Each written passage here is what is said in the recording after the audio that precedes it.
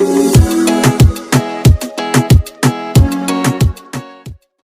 historic decision. A Manhattan grand jury has indicted former President Donald Trump, making him the first former U.S. president charged with a crime.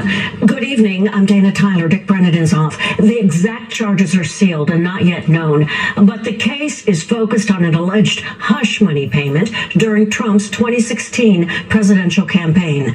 Chopper 2 right now flying live over the courthouse in Lower Manhattan, where the grand jury voted to indict Trump. CBS 2's Alice Gaynor begins our live coverage from the newsroom with the breaking details. Alice. Dana, as you mentioned, this is a monumental moment in American history. For the first time, a former U.S. president is facing criminal charges. Now, the grand jury was investigating former President Donald Trump's payments of hush money to Stormy Daniels, a nearly 5-year investigation. She is the adult film star who said Trump paid her to stay silent about an alleged affair. Now, Mr. Trump's attorney confirmed the indictment to CBS News, and we do not yet know exactly what charges he's facing and whether he's going to face misdemeanor or felony charges. The indictment is under seal by the Manhattan District Attorney Alvin Bragg. It'll likely be unsealed in the coming days. The former president will be asked to surrender and face arraignment. Let's give you a live look outside right now. This is going to be 100 Center Street that you're seeing in a moment. This is the Manhattan DA's office. Alvin Bragg was heading into that office earlier today. Not a lot going on there right now because, again, the former president, he is not here yet.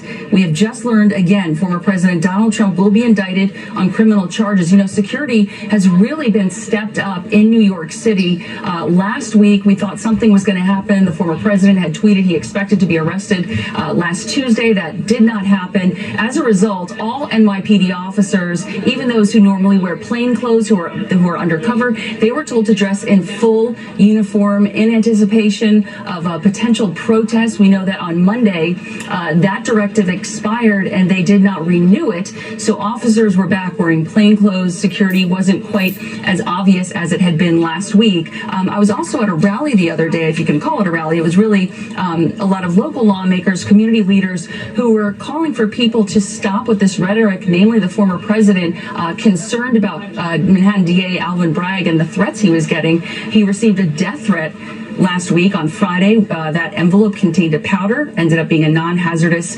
material, a substance, but a lot of threats were coming into his office. He's got a lot of people who work in his office as well. It's not just him. So security was stepped up for those reasons, and we're waiting to see what the NYPD is going to do now. I've reached out to find out, are they going to be asking officers to once again dress in full uniform?